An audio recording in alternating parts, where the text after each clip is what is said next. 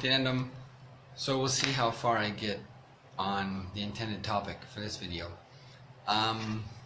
So I just wanted to talk about some of the menu changes that we're looking at implementing now at Bengaluru Adinam.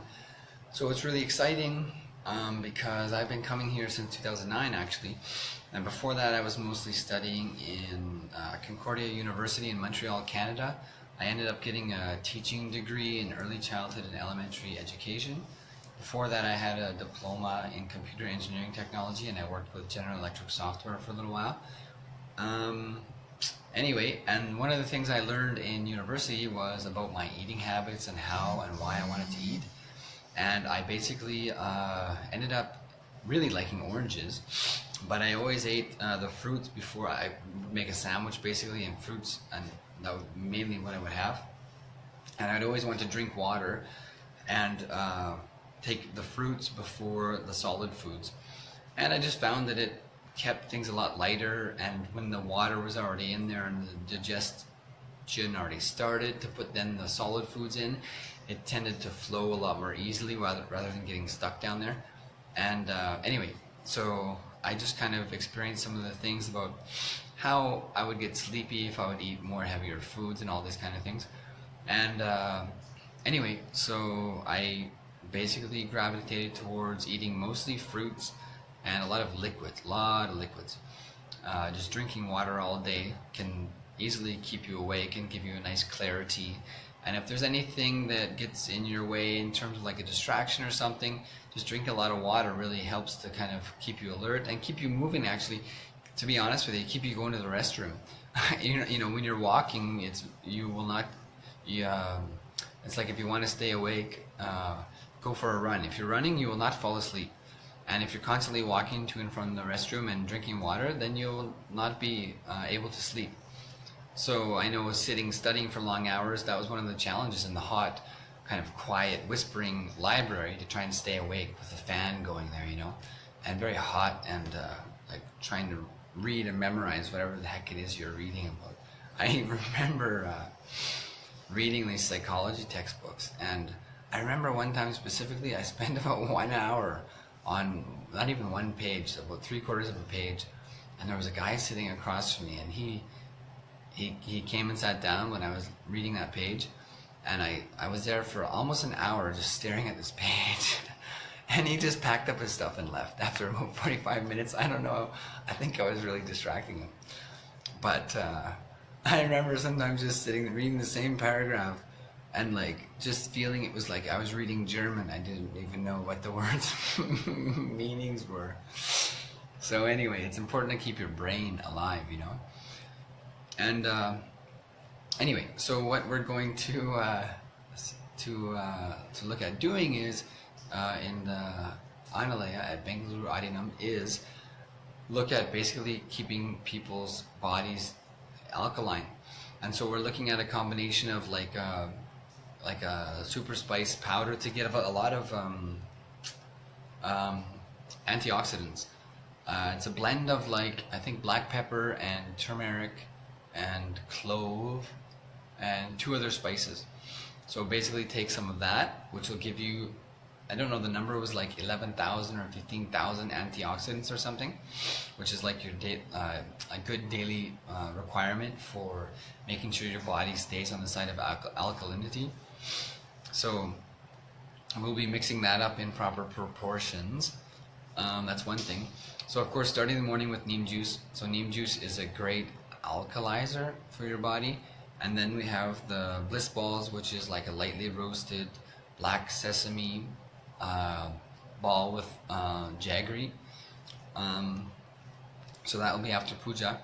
And then we're just going to start with things like, instead of tea and coffee, we're supposed to avoid milk and curd because they generally will be a heat-inducing food, as well as adding acidity to the system. So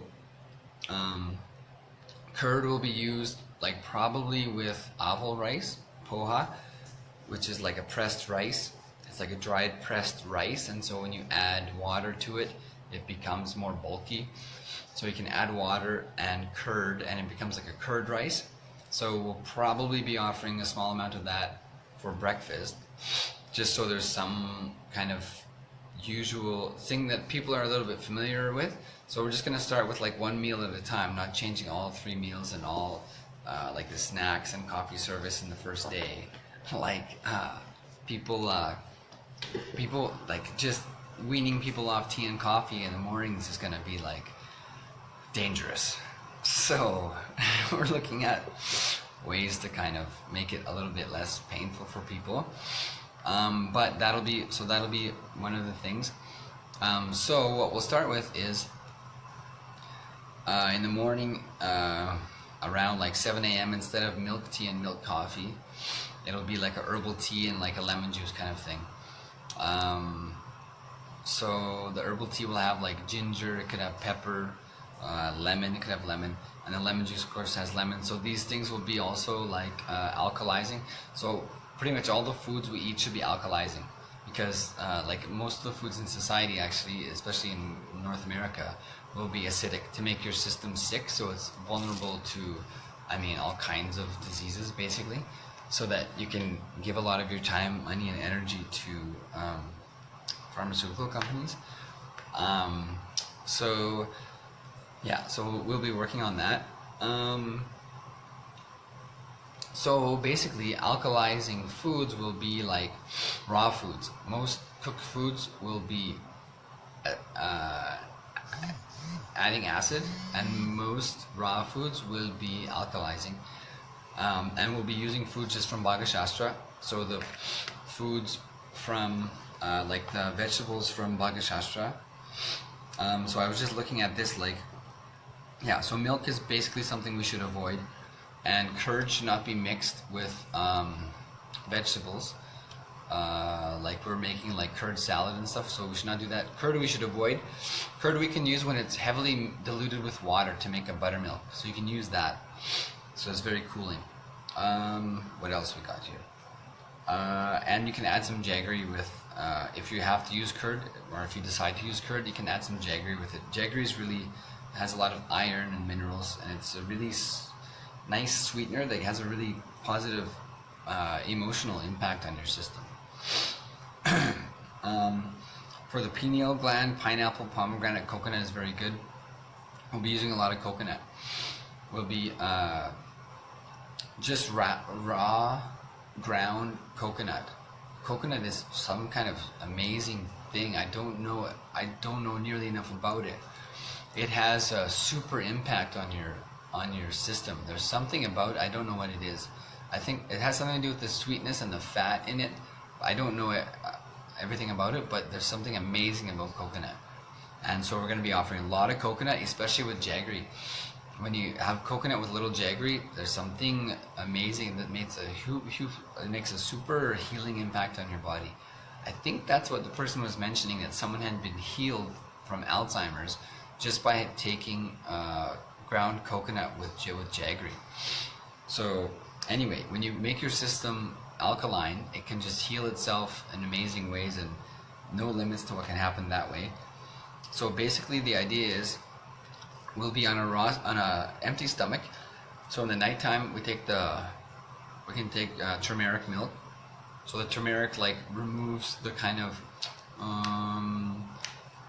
I guess kapha inducing or wetness inducing properties of the milk, and adds some other cleansing properties and nourishing impact on your system from the turmeric. So we have that at night, along with the betel leaf and edible camphor for brahmacharis, and the karukai, the haritaki powder before sleeping.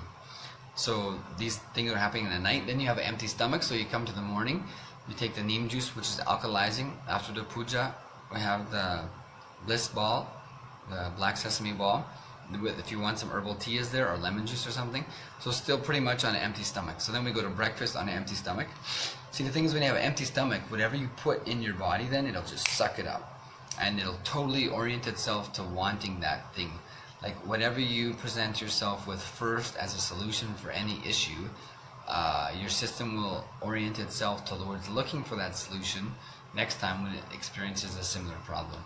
That's why we should always bring a spiritual solution first, and spiritual solutions are the only real solution. Anything else is a distraction. So we should always bring like this basic completion, the remembrance of what Swamiji is talking as our first solution to anything that happens in our life. After that, we can use things like food. Also yoga. I would say put yoga before food. First, just remember your Swamiji and go on making what you want to have happen. If there's some kind of issue, otherwise do some few yoga asanas. Use the intelligence of your body to bring your self-conscious breakthrough and to re-energize your body to bring solutions to your life physically, not making mental problems, but bring physical solutions. So I'd always even suggest doing yoga before all your meals. So you give the message to your body that you have everything you need. It's just about a decision to live it. Even though food is not needed for your mental setup or any other kind of solution, first let us give a remembrance of the beautiful body and the energy expression we have to happen through the body by doing some yoga before taking food, to let us know that the first solution is a conscious solution, and if need be, utilize your body and the traditional Vedic asanas for solutions, conscious breakthrough, and causing what you want to have happen in your life. After that, then we can feed the body with some food because we love the body and it's an opportunity to express the consciousness further. But making that priority clear, you can do simply by doing a few asanas before you eat. That's my experience. What else do we have here? So basically then we'll go on an empty stomach to breakfast around like 8:30 a.m. What we're looking at is, coconut is really great for healing any kind of stomach ailment. So basically breakfast should be strictly raw food, so it'll be alkalizing.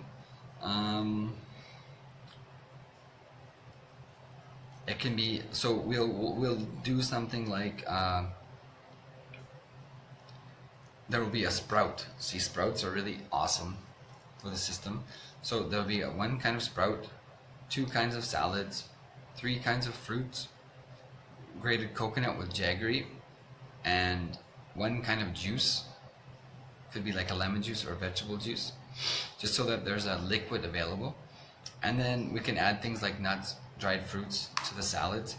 And then we were just saying we could add something like awal rice with curd, just so that people get used to like also having something to eat.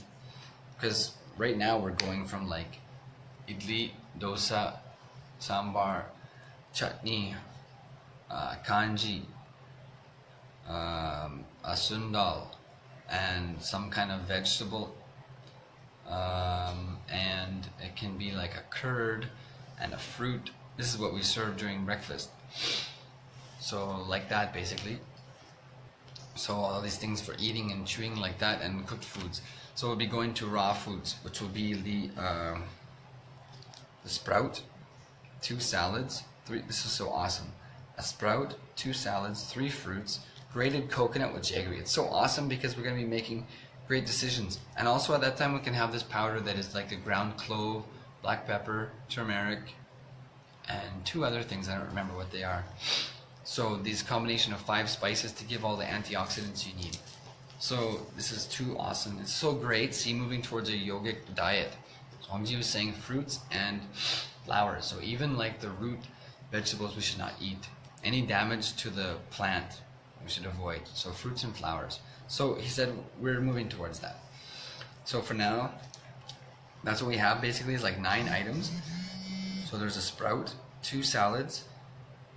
So this is so good. 3 fruits. This is so great because there's so much water in the fruits and vegetables. So the dehydration will be so much less. We'll be having our superfoods like the turmeric milk, the betel leaf with camphor, and the garagai, the neem juice, the bliss ball with black sesame, the herbal tea with like pepper, ginger, jeera, and lemon juice.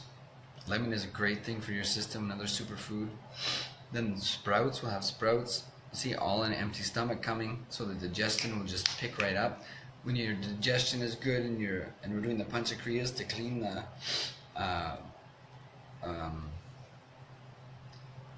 the intestine, then see, so many problems come by having a full intestine, like even things like colon cancer. Because what happens is, like the inside, the intestine is like, I don't know, it's about 15 feet long or something like that. So it's just bunched up inside, and basically it's like a tube, and it becomes wrinkles. If you looked at it, like it's a tube that is compressed, and so when you push it together, it becomes like a kind of like a slinky, and it has a lot of wrinkles, where in between those wrinkles of the intestine, food can get stuck up inside there, and so that's where stuff will be absorbed. Actually, things will be absorbed from the intestinal wall into the bloodstream. And so, if you're, yeah, exactly. So this is the, yeah, we're working from Bhagavad Shastra. We don't have all the Bhagavad Shastra. We have just parts of it. So there's, it's come from various sources, but it's wherever revealed from Mahadev has been the instructions on how to prepare food and what kind of foods to prepare. So it comes from various sources. I don't know exactly, but we have about 400 recipes, but there are volumes that we don't have yet.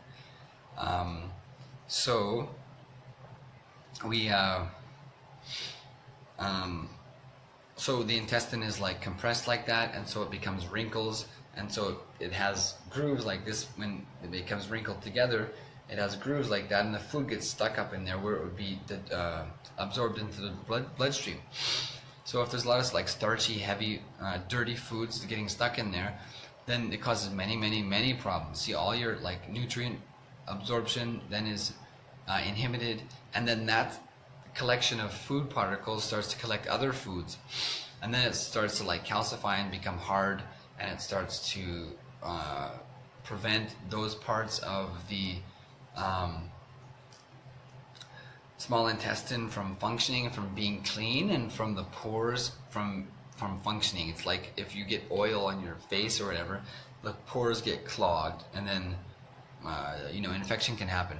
So the same thing can happen like with your colon, and how like colorectal cancer happens just from people doing enema every day. They can ensure they don't get colorectal cancer. So many things like this. When your digestion is inhibited, then all the foods that you eat will not create the impact in your body, like even things like type 2 diabetes. So the sugars and foods that you're eating will not be absorbed into the bloodstream, so it can cause all kinds of imbalances, and then you get the mental, emotional imbalance because the food's not creating the change in your system, so you're having the chemical imbalance, which creates like depressive moods. Then your thinking patterns change, and your living patterns change, and the way you interact with people change, and your perception of your relationships and yourself changes, all because your intestine is not clean. So it's too important. Digestion is too important in Hinduism. We're completely obsessed with being clean and cleansing and purifying things. And so that's what we do. And the enema is just like a magic thing that everyone has to do. If you're not doing it, you're missing it in a big way. I mean, I never did it before I found out about Swamiji. And we're just missing too much missing. So that's what we're looking at for the empty stomach breakfast. A sprout with 2 salads, 3 fruits, grated coconut with jaggery, and 1 kind of juice. It could be a lemon or vegetable.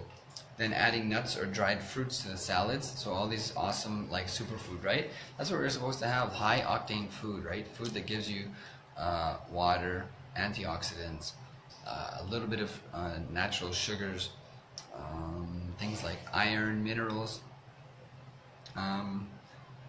and I mean proteins, and slow release sugars, also a little bit of fat, that can be quickly absorbed into your system and utilized. Not so much waste product like eating white rice. So yeah, so this is the main menu we're looking at for breakfasts. And then so that'll be around 8:30. Then 10:30 we can provide the kanji, which is a really awesome multi-grain porridge. Basically, it's a liquid also. It's a super energy food. It's an amazing thing. You should not make it as sweet as we do, because then the sugar has the the jaggery has the negative impact of having the down, but otherwise that is a superfood. That is a superfood. It's packed full of protein and fiber, and that is an amazing food. So if you balance that with lots of water and some veggies, I mean, this is too much. We're getting everything we need, and supporting our brain functioning, keeping the brain grooves firing strongly and clean, because the food is clean. So that's it. Then the lunch will come after that. So we'll have like a regular lunch, like normal, and then for dinner we'll have a regular dinner menu. So it's just one meal per day, and in the morning, and removing, see, we'll have afternoon tea coffee for now. So removing the morning tea coffee already is gonna cause such a shake-up, which is so awesome. It's like you don't need tea and coffee. You just need to do what you want to do. You know, just take the action you want to have happen and just make it happen. Whether you like it or not, or you believe it's going to happen or not, or you can visualize it or not, just take the action and make the thing happen. So when you have that experience, or like just listen to the person, that'll give you conscious breakthrough in itself. Instead of feeling like, you know, I'm low, I'm down, I can't focus, give me tea and coffee. No, just whatever you want, remember what you want, and take the physical action to make it happen. So this is going to take us to the totally next level. Totally next level. When we have puja and yoga in the early morning, building the strong body and learning to use the body to make physical solutions, instead of feeling, because of the mental incompletions, we need to contaminate our body with more tea and coffee. No, make the right decision. Make the solution to make happen what you want to have happen, with the ferociousness that regardless of what's happening in my mental or physical system, I'm going to make happen what my declaration has been. So giving that straight experience, and beyond food, because food will be a pattern that is the root of any other patterns. All patterns in our life will be directly or indirectly related to our food pattern.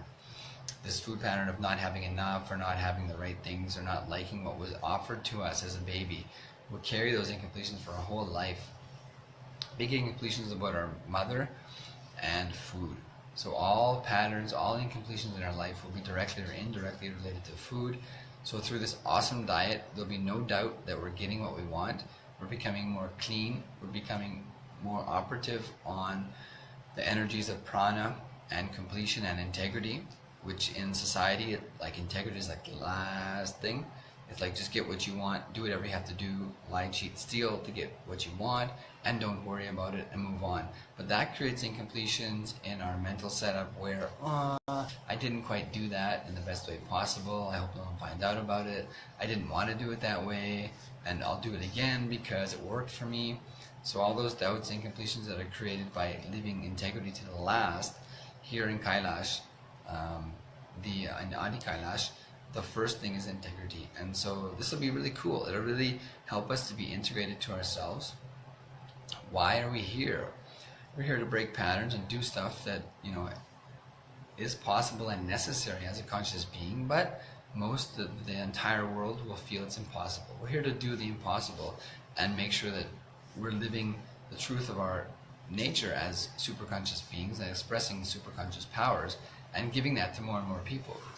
So this is what's going on, and this is the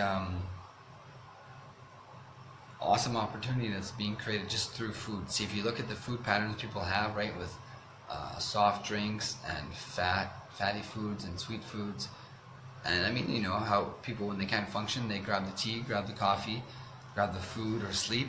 It's like, is there anything in our life we'd rather do than nothing? Like, sleep is like not doing anything. It's like we have an opportunity to have life and live it. So is there anything we'd rather do than nothing? That we always have to ask ourselves when we choose to sleep. Is there anything you'd rather do in your life than nothing? So it's a simple way to go beyond the limitations of sleep. So yeah, this is what we're working on right now. So it's pretty awesome, and we'll see how it goes. I'm going to continuously be updating because it's too awesome. I know the super benefits of all the fruits and vegetables, and having those as a priority and using them as a first choice. And then along with these, I mean, all the amazing things, neem juice, and the panchakriyas and karakai and turmeric milk and this antioxidant powder, moving towards fruits and flowers as a yogic diet. And with the panchakriyas, so the panchakriyas is like keeping the intestine clean, is and keeping the stomach clean. One technique, Swamiji said, keeping your stomach clean is enough for enlightenment. It doesn't mean empty, but what he said was, you don't eat again until the last meal has left your system. So that will train your whole system that whatever food you put in has to be directly used to create your life. So this was the one instruction Swamiji gave, was do not eat again until the previous meal has left your system. So, I mean, we can do that to keep a clean stomach. Of course, you have to take neem juice. You have to take haritaki powder, karakai, in the night. These are totally necessary things. Panchakriyas you have to do. So cleaning your eyes with the eye cup, cleaning your nose with the neti pot, and if you have the rope. And we can do take a bit of haritaki powder on your fingers and just gagging yourself. You'll see this pitta, this sticky saliva comes up after so many times of doing that, and that actually sucks that pitta layer out of your brain. So that pitta layer, that sticky, slimy stuff that gets sucked out, contributes to basically apathy and lack of clarity and depression. So you can do that in the morning as part of the panchakriyas, which is also the enema. So you have to get an enema pot. You have to do enema. I'm not going to even say any more about it. You have to do enema. And so part of that, see, the whole thing is also doing yoga. This is for digestion, to keep your intestine clean. Puja, because it floods your system with the conscious awareness and the presence of the master, which is like the most digestive power possible, giving you the space of completion. So all these things, yeah, exactly. So whatever's needed to balance your system, see, is provided. So that's one of the cool things, like, we're going to be providing is coconut with jaggery. Like, that kind of thing is like, yeah, it's right here, come and get it. So that's how we would be presenting the coconut with jaggery. So anyway, I just wanted to share about that new diet. And so this is that's everything for right now. And I'll be back in a few minutes on a new topic. Thank you. Nithyanandam.